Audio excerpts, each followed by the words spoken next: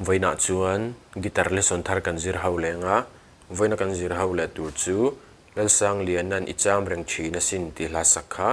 guitar perdan kan zir hawang helai ke po fourth fret a karon vuanga alapa ngai kha chu b in ala at ki vel kharon san ne wang khan hetai na ol sam dan berin g in kan langa sanga c yamadi d sus4 hi kan mang zeu theya chuan e minor a minor chuan a hi kan mang telanga e kan mang tel bokanga e7 chuan f hi kan mang bokanga khang kia kan manga anuwa a in ron thlaka a atak ju kan mang don lova asang hi kan manga di aniama i minor f sharp minor anuwa khana ki kha b in ron thlak le a chuan asang i aniama f sharp minor a g sharp minor chuan c sharp hi kan mang tel bokanga chuan c sharp minor chuan g sharp hi aron san don vel akhami aron lu don vela khan aron mang tel bok a chuan avar c tiang kan strum thei down down down up ti khan o chuan enge I akar all om deuh na kha chuan down down up down up down down down up kha kan mang tel bok ang o down down down up kha chu aki thlak ran na vela o avar sa han kan mang na sa deuh bigin ka sia chuan ti pon kan pick thei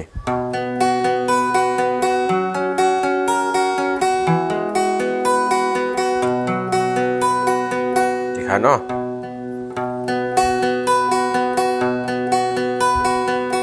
a baseline kan thlaka nga third second chuan third kan lut lengo sixth third second third chuan first second third second o anoi lampang kha chu kaldain ang vekang sixth kha chu baseline third second third first second third seconds hemi pechani lo chin chero third second third first second third second third tikhano fourth third second third first second third second tikhan